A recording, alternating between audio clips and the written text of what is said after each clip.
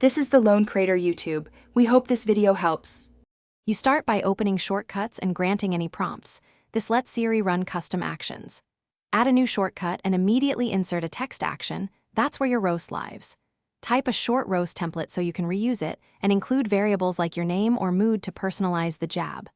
Once done, save the basic shortcut. You'll bind speech and output next.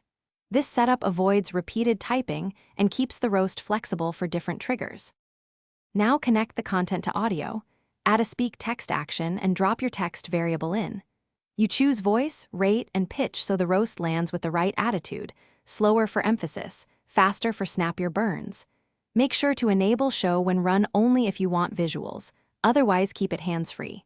Test the shortcut several times and tweak pauses or punctuation so Siri sounds natural.